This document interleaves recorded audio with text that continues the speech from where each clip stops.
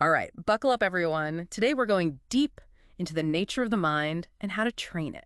Sounds intense. You sent over an audio excerpt of Misleading Mind by Karuna Caton. Oh, yeah, that's a good one. Fascinating stuff. She's using Buddhist psychology and her own life to help us understand this inner world. What I find so engaging about her is how she takes, these ancient teachings Yeah, and makes them feel so relevant to our modern lives. totally. It's not just some abstract philosophy. She brings it down to earth What? with relatable stories. Examples. Yeah. So let's get into it. This deep dive really boils down to some pretty big questions. What is the mind? At its core, why do we struggle so much mentally? And is there a way to train our minds to be, well, happier? More at peace. Yeah, more at peace. Absolutely. And she kicks things off with these two really vivid analogies. The mind is a mirror Okay. and the mind is the sky. Have you ever thought about your mind in those terms before? I admit I hadn't really. But as soon as she brought them up, it clicked. The mind being like a mirror. Inherently clear Yeah. and reflective, but what we see in it are just those passing thoughts and emotions, kind of like fleeting reflections. Exactly. And just like the mirror itself isn't stained Yeah. by what it reflects. Our minds aren't fundamentally changed by all these thoughts and feelings swirling through. Okay, so that makes sense. This reminds me of that story she tells about the Dalai Lama. As a teenager, fascinated by car engines. Huh. Cars were basically non-existent in Tibet at the time, but he still figured out how they worked through sheer curiosity and experimentation. That's a great example of how we can approach the mind as beginners, Mm-hmm. even if it feels like a complete mystery at first. Yeah. Just like the Dalai Lama tinkered with those car engines. Yeah. We can, learn to understand and work with our own minds, even if it seems daunting at first. Yeah. What do you think? I mean, based on your own experience, do you see your mind as having this potential for learning and change? Absolutely. And that's where the sky analogy comes in, right? Even if our minds are, stormy sometimes, Yeah. there's that vastness, openness underneath it all. Right on. What she's arguing is that this inherent clarity of mind is always there. Mm-hmm. Even when it's obscured by, our thoughts and emotions. It's like the sky, clouds come and go, Mm-hmm. storms rage and clear, but the sky itself remains unchanged. Okay, so our minds are like this mirror, constantly reflecting. Yeah. How does that shape how we experience the world around us? It can't just be a passive reflection, We're right? catching on. This is where things get really interesting. She makes this bold claim. We're actually creating our reality through perception. She Yes. uses this metaphor of three umpires Okay. to kind of drive this point home. Oh, yeah, the umpire's arguing about how they call balls and strikes. Yeah. One says, he calls them as they are. Another calls them as he sees them. Uh-huh. And then the third one, the real mind bender, says Yeah. they ain't nothing till he calls them. Exactly. Mm. Now, she's not saying that objective reality doesn't exist. Right. She's pointing to this Buddhist concept called dependent origination. Things exist because of this web of causes and conditions. Mm. Our perception being like a huge part of that web. So it's not like denying facts, Not. but rather acknowledging that how we interpret those facts, the stories we weave around them, Right. that's what shapes our experience. Yeah. It reminds me of that story she shared about the airport chaos with her son's delayed flight. Talk about stress. And remember, she and her wife were in the same objective situation, but their reactions were worlds apart. Oh, right. She spiraled into this anxiety, and her wife stayed so calm, just focused on solutions. It makes you wonder how often we're unintentionally creating more stress Right. because of how we're interpreting things. All the time. Have you ever caught yourself doing that? Oh, constantly. I mean, it's such a human thing to do. Yeah. And this brings up this idea of totalizing, which we can all fall prey to. It's that tendency to simplify, like complex situations Yeah.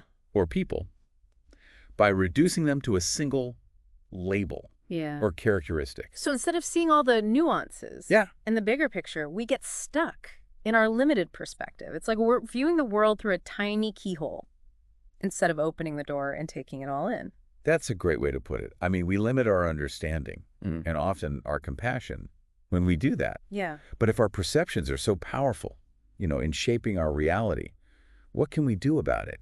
Is there a way to train ourselves to see things more clearly, to Right. create a more positive and fulfilling reality? That's the million-dollar question, right? Is. And that's where the whole idea of mind training comes in. She believes that we can use these tools from Buddhist practice to overcome the suffering caused by, as she puts it, the three root afflictions: attachment, aversion, and ignorance. Have you ever heard of those? Oh, those are core concepts in Buddhist psychology. They're Yeah. like the root causes of all our mental struggles. But before we dive into those, I'm curious, what stood out to you about this idea that we're creating our reality through perception? Does it feel empowering, Mm, overwhelming, or something else entirely? honestly, Yeah. a bit of both. Yeah. It's empowering to realize that we have more agency than we might think, Right. but it's also a little daunting to consider how much responsibility we hold in shaping our experiences. Right. But that's probably a conversation for later. Exactly. Right. And it's a conversation worth having. But let's get back to those three root afflictions. Yeah, let's do that. Attachment is something I think most people can relate to, right? We all Yeah. get attached to things. Sure. People, possessions, outcomes. It's part of being human. Right. But how does Buddhism view attachment? Right. Is it about getting rid of all desires? Because that seems unrealistic, to say the least. It's not about becoming these desireless robots. It's more about understanding the difference between desire and attachment. Okay. Desire itself can be healthy. It drives us to, achieve goals, Yeah. connect with others, Right. create a meaningful life. But attachment creeps in when we cling to those desires too tightly, when our happiness hinges on specific outcomes. So it's less about eliminating desire Yeah. and more about becoming aware of when it morphs into this unhealthy clinging Right. that causes us to suffer. That's Yes, right. you got it. Okay. And that awareness is key. Yeah. But let's move on to the second affliction, aversion. Okay. Essentially the flip side of attachment. It's the urge to avoid or push away anything unpleasant. Think, anger, fear, jealousy, all those fun feelings. She uses some pretty compelling examples to show how these afflictions play out in everyday life.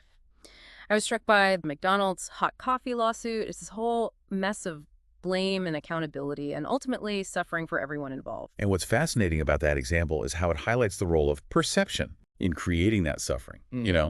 There are multiple perspectives on who was at fault, and each person involved likely had their own narrative about what happened and why.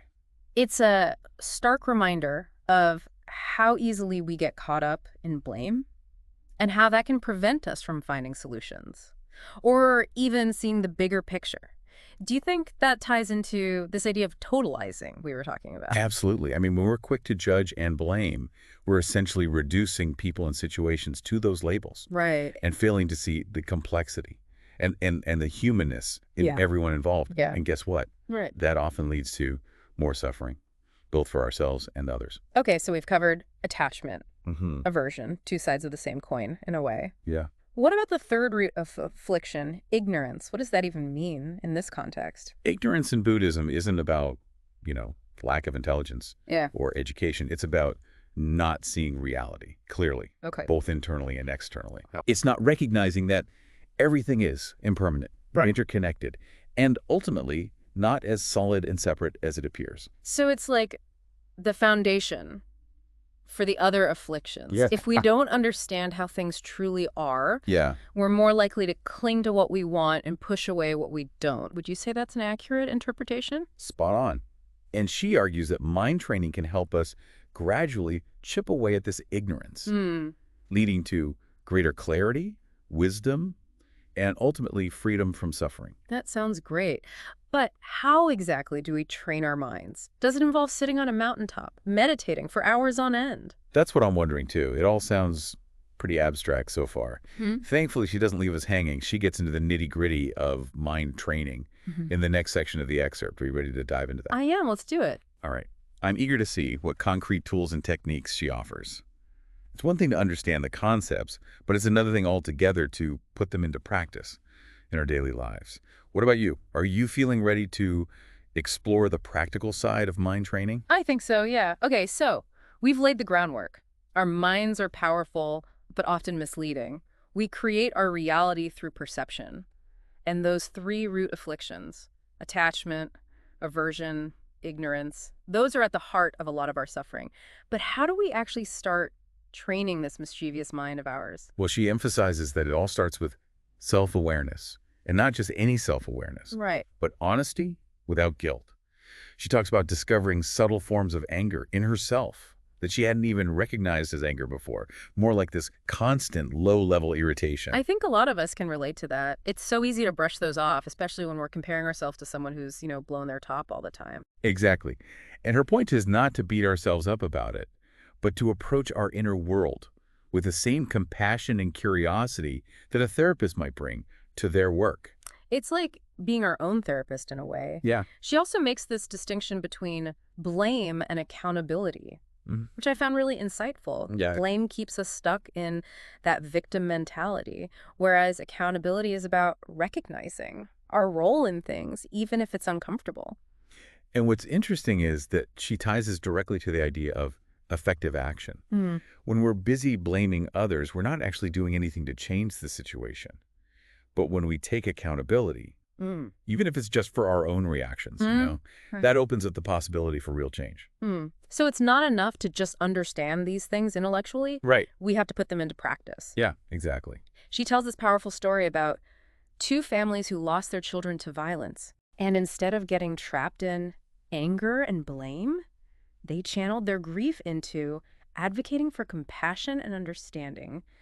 Talk about turning suffering into something meaningful. Those stories are a testament to the power of, the human spirit, to choose a different path, even in the face of unimaginable loss.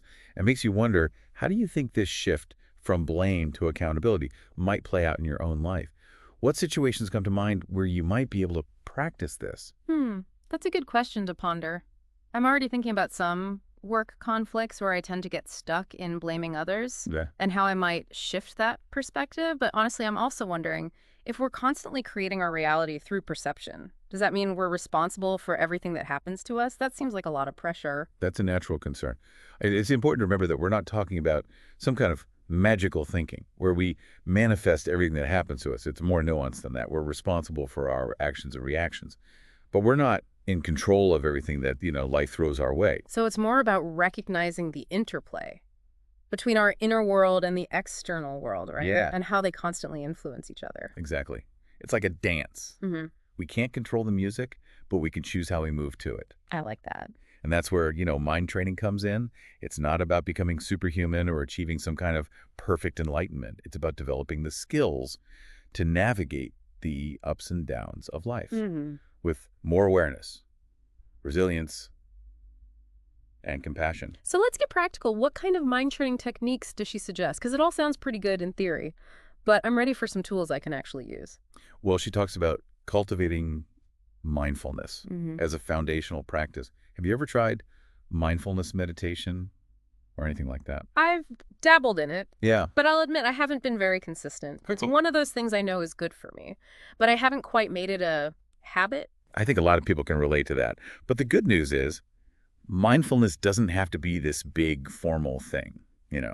She describes these two simple exercises, Okay. the space mind exercise and the stoplight exercise that can be incorporated into everyday life. Oh, yeah, those sounded really intriguing. Remind me how they work again. So the space mind exercise is all about visualizing your mind as a vast, clear sky. Okay. And your thoughts and emotions as clouds passing through. You simply observe them without judgment, letting them come and go, without getting caught up in the storm. It's kind of like becoming a weather reporter for your own mind, right? Yes. Just noticing what's happening without getting swept away by it. Exactly. And then there's the stoplight exercise, which is brilliant in its simplicity. Yeah. Every time you're stopped at a red light, you use that as a trigger to check in with your mental state. What thoughts are swirling around? What emotions are present? What sensations are you feeling in your body? It's like turning those moments of waiting into mini mindfulness breaks. I love that. It seems so much more doable than trying to carve out a big chunk of time for meditation every day. Right. And that's her point. It's about weaving these practices into the fabric of our lives, making them accessible and sustainable. It's not about perfection. It's about progress. Okay, so mindfulness is key. But what about those other positive qualities you mentioned? Things like compassion and wisdom. Are those things we can just will ourselves to have? Yeah. Or are there specific techniques for cultivating them? Well, she suggests that compassion naturally arises when we start to see the interconnectedness of all things. Hmm. It's about recognizing that everyone is struggling in some way, Yeah. that we all have our own fears, insecurities, and challenges. So it's about moving beyond that me versus them mentality Right. and seeing ourselves as part of something larger, something that connects us all. Exactly. And once we start to cultivate that sense of shared humanity, it becomes easier to let go of judgment and offer kindness, both to ourselves and others. But that doesn't mean we have to become pushovers or condone harmful behavior, right? Compassion doesn't equal doormat.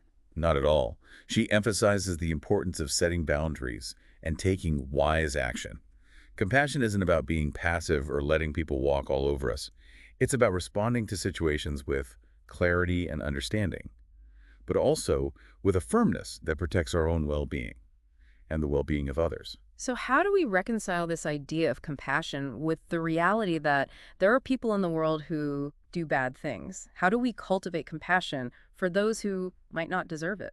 That's a tough question, and one that's been grappled with by philosophers and spiritual teachers for centuries. Her approach, I think, is rooted in the understanding that everyone is capable of change. Even those who commit harmful acts are often driven by their own suffering and confusion. So it's not about condoning their actions, but about recognizing that they're not inherently evil or bad. Exactly. It's about seeing the humanity, even in those who make terrible choices. And it's about recognizing that holding on to anger and resentment ultimately harms us more than it harms them. This is all making me think about that saying, hurt people hurt people. It's so easy to get caught up in judging and blaming others.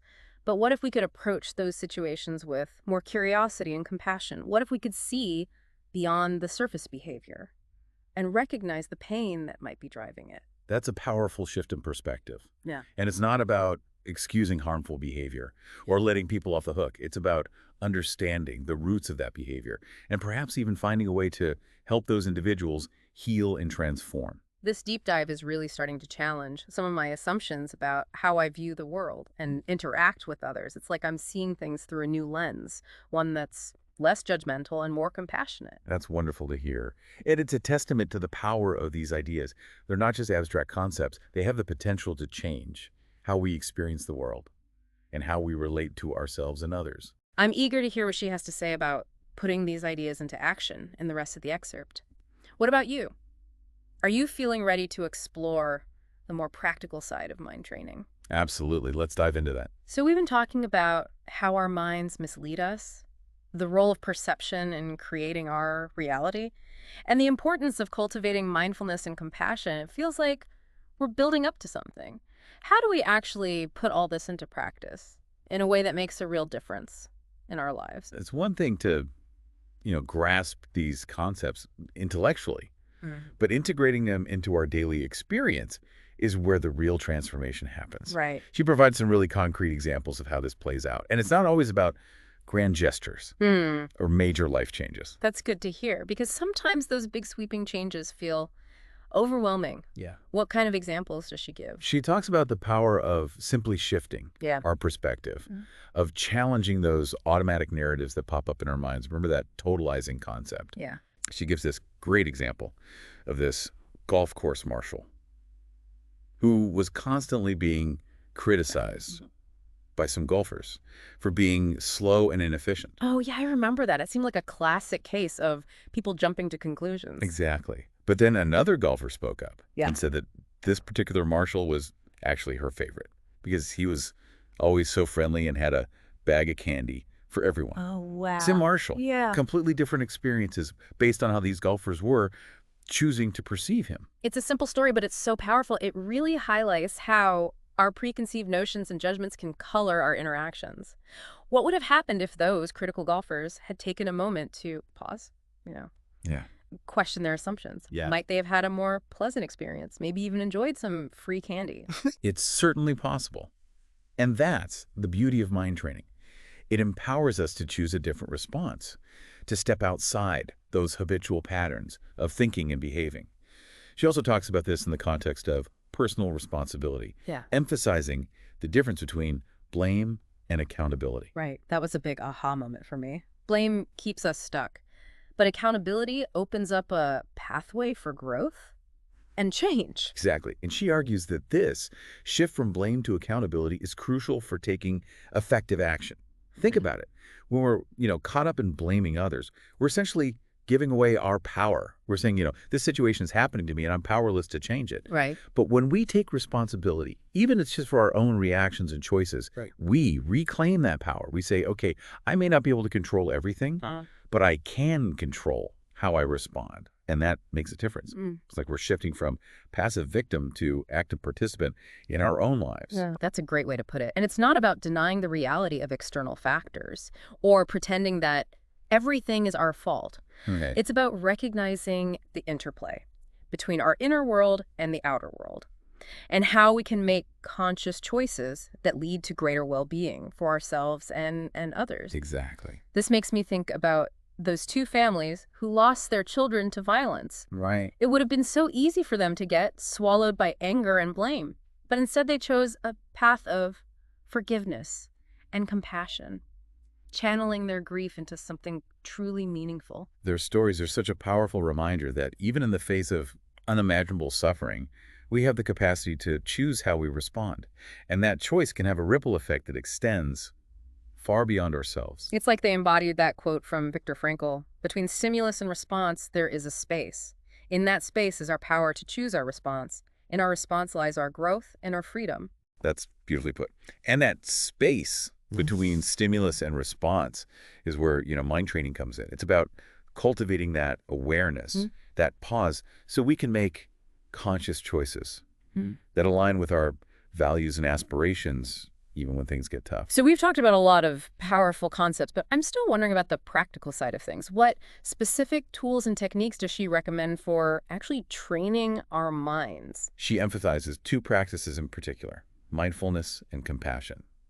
We touched on mindfulness earlier with those simple exercises, the space mind and the stoplight. Remember those? Of course, I'm already imagining myself using those red lights as little reminders to check in with myself throughout the day. What about compassion? Are there specific practices for cultivating that as well? She suggests a practice called Just Like Me meditation.